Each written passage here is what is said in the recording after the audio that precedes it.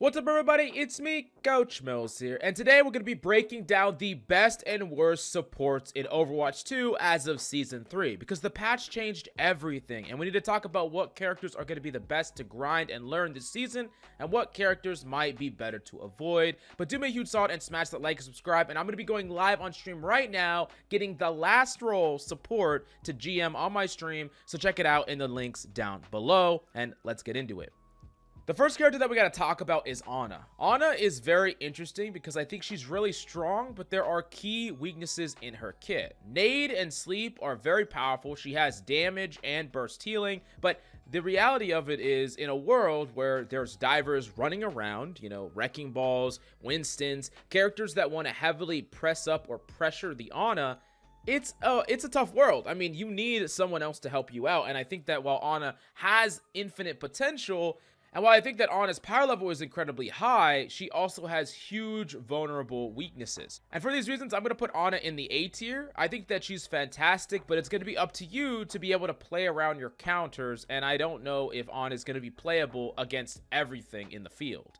Now, next up, let's talk about Zenyatta. Zenyatta has gotten a lot better going forward. He's really, really good at, breaking a stall or a poke war. If it's Orisa or Ramatra v Ramatra, any form of poke war, just keeping that Discord perma on the other tank gives your tank such a huge advantage in the matchup, and it's just crazy. On top of that, while Zen is also very, very vulnerable against characters like Wrecking Ball, dive characters, Tracer, and things like that, if you can get value out of your Discord, position very far away, I think you can position more safely than an Ana can, and you can get value no matter what. Even if you're gonna die, you could still get value before you do, and then you kind of trade out in that way. Or Zen is something that if your team can keep you alive, you're bringing crazy amounts of value to the team fight, and you could just win outright just by existing. Once again, same thing as Ana. It's like kind of even worse, where you could just get destroyed. And I don't think that you could one-trick Zenyatta by any means, but if you have teammates that are actually looking out for you, or if you're able to get enough value, prematurely or before you die, then it could be worth it. On top of that, Zenyatta is fantastic in double sniper compositions where you're not really being pressured that much. Like if the opponents aren't playing things like double sniper Sigma, hypothetically, they're not playing anything that could pressure you, you could get a ton of value on Zenyatta as well. So for all these reasons, I'm putting Zen towards the top of B tier. I think he's actually really good. Now let's talk about Moira. This is the elephant in the room, and it's hard to place Moira because she is kind of like a necessary evil in some games, especially if you have zero peel and you're constantly getting dove, right? In, let's say, a lower elo, you don't really necessarily want to play Ana, and you don't really necessarily want to play Zen. Like, these characters get heavily pressured, and I think that she's a great flex tool, perfectly capable of climbing you to a fairly high rank. But one thing that you need to consider is, what is the utility that Moira provides that is better than any other form of utility? Like, let me just list off what a lot of this utility that exists in the game, like how strong it is. Discord, we already know how strong that is. We have Nade and Sleep, amazing. Resurrect and damage boost, amazing. Speed boost and boop, really, really great. Suzu and teleport, fantastic. And let's think of Brig, which Brig even has now insta heal armor packs, or health packs, not armor anymore. But Moira just has heals and damage. That's it. That's all she got. She got heals and damage. All the supports have heals and damage. I mean, Mercy doesn't necessarily have damage, but honestly, damage boost is honestly like better most of the time. But that's not the point. The point is, from a strategic point of view, you're at a fundamental disadvantage when you're playing Moira. Doesn't mean that you can't, beat DPS in a 1v1, get a lot of value, climb, not be punished. And if you're just dying on everything else, sure. But I will say that you are just not providing as much utility as you can. Like your ceiling for impact is much lower. So honestly, I'm putting Moira in the D tier. I'm sorry, you Moira fans. I think that she's still a character that is good to have in your back pocket when you need to flex to her. But to main Moira, I think that you would have to be a nutcase. No, I'm just kidding. It's just you're leaving a lot of value on the table, if I'm being honest. Let's talk about Mercy. Mercy is a controversial one, right? Because Mercy got changed. They changed her a lot. They made it so her Guardian Angel cooldown has a higher cooldown, so she can't move around as much. But she heals herself and burst heals people that are of a lower HP, which means that she's not as good at pocketing as far as damage boost is concerned, but if she's pocketing something that isn't being like she's not damage boosting a target, she can make like a Pharah really frustrating to kill. Also, her total amounts of healing can be much higher when she flies around the battlefield and heals people up from that low HP. I think that power level wise, she is probably about the same, if not a bit stronger, when we talk about some of the lower ranks of play, and maybe a little bit weaker when we talk about the highest ranks of play, as far as like she's gonna have less uptime when pocketing a Sojourn for damage boost in particular, and she's more easy to punish. Still, I think she's a really great pick. I think she's really strong. I think I can see the argument that you could put her in high B, low A. I'm gonna put her in low A. I think she's really, really good. It's gonna be up to what the DPS and the tanks are gonna be able to do to actually punish this Mercy, because that's the vulnerability, right? She is vulnerable because she cannot fly around nearly as much. But if you still can't punish her, then she might even be better than she was before. So yeah, I'm putting her at the bottom of A tier. Like I said, she could fluctuate around here, but yeah, still very strong. Let's talk about Lucio, because Lucio is a character that I think has had, I say, a rough time, but really no, he just hasn't been like the best support in the game like he has been for a very long time before this. Lucio has almost always been meta. Speed boost has always been very, very powerful.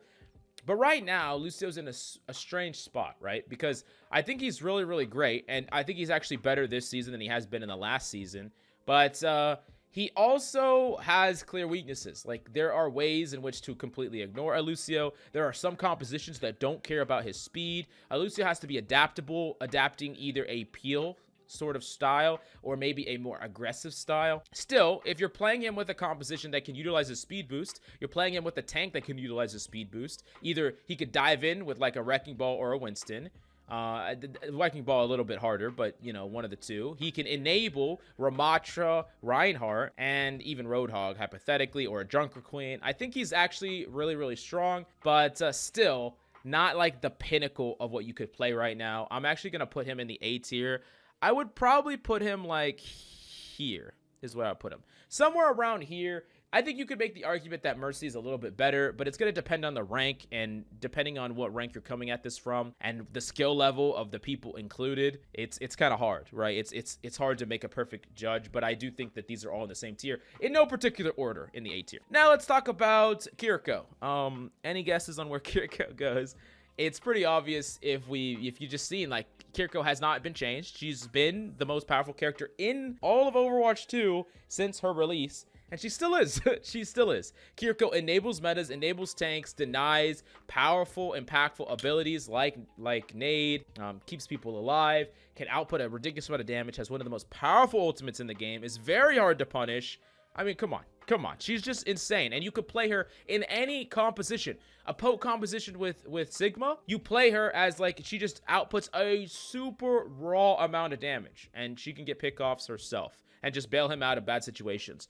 You play her in a dive composition with a Winston or a Ball, she can go in aggressively. You play her in like a weird amalgamation, she can go get value herself. She can go and help her DPS win duels. I mean, there's no limit to what this character can do in the right hands. Sky's the freaking limit. One of the most powerful supports, just the most powerful character of the game. And I will die on that hill. And the hill that she'll die on is the S tier hill. Let's talk about Brig. Brig is strange, right? Brig got a lot of changes, and I have in the past put Brig all the way down where I put Mora, but that's just no longer the case anymore. The insta heal of a pack is crazy. Like, if your DPS is in a 1v1 duel and you could instantly give them 25 HP, sometimes that's enough to win a duel. And you can also double up on packs too, which is crazy as well. And then you can also bail out and peel your supports from really far away.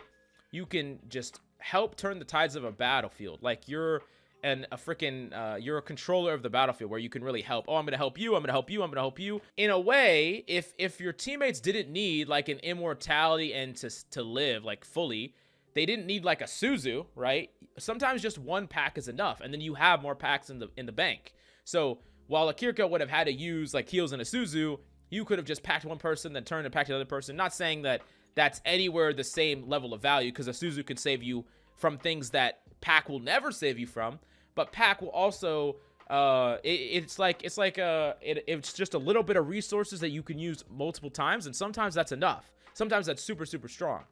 Another thing about Brig that's really great is you can use Brig to bodyguard. And this is the style that I've always talked about how you should play Brig, is to keep someone alive. Keeping someone alive is super, super important, and there are characters, specifically 2, that get a crazy amount of value just from living, but they have a hard time living. We already talked about them. Zen and Ana. If you can keep these characters alive, then they just generate a crazy amount of value. And that's why we're seeing some amount of like Zen Brig right now, is because if a Zen can live, that's like the goal. If a Zen can live and Discord can just stay on the enemy tank, you will win fights. It's all about how long can the Zen live. Can the Zen stay alive? And Brig is the perfect bodyguard for that. On top of that, Brig can also bodyguard several DPS that are really strong. Characters like Cassidy, for instance, are just amazing if they can stay alive. And Brig can help that. So I think that Brig is actually good. I would actually put Brig down at the bottom of B tier, maybe the top of C tier. I don't really think that she even touches Zen. Like, she's not even close to how good Zen is. But I will say that she is like far better than Mora. So maybe like she would be like this far away from Zen, but still in the B tier.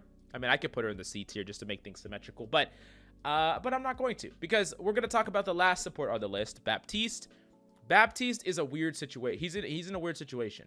I think Baptiste is good. He's strong. But when we look at Baptiste, one of the problems that comes up with this character is that his kit is more suited for 6v6. Like, it's more suited for double shield. It's more suited for a really active brawl that's all clumped together. We're not seeing as much of that anymore. And you're really like sacrificing a lot of great utility. Like, one of the best things about Baptiste in the past was the fact that he had an immortality field, which most of the time is like still not as good as Suzu. Like, it's just not as good as Suzu. And it's also easier to play around and easier to punish. It's harder to use on a specific target to bail out someone. It doesn't cleanse. I mean, you get the idea. It's still a very powerful piece of utility, don't get me wrong. But Baptiste, in order for a Baptiste to be justified, he has to output a shit ton of damage as well. But then if we look at him flat up against some of the other characters that, you know, like Kiriko, just compare him directly to Kiriko, who has a bail out of team ability, but better mobility. Like, he just can jump from the high ground to the low ground. She can just wall climb as a passive. She doesn't even need exo boots.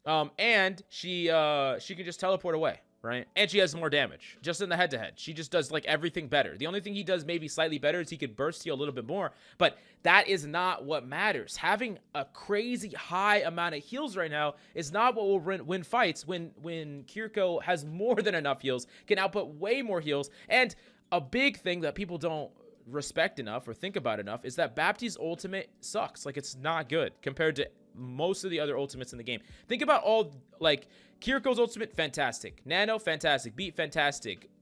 Trance is pretty decent. Rally is pretty good. Mercy's ult is pretty good. Mora ult is kind of meh. And Baptiste's ult is like the worst out of all of them, which is crazy. So yeah, I would actually put Baptiste in the C tier. I could see the argument to put him in the B tier, but yeah, he's just in an awkward situation right now. If you're a god and you can do a lot of damage with him, maybe you can make him work. But for the most part, I think it's going to be a bit underpowered. And this is the tier list that I have right now.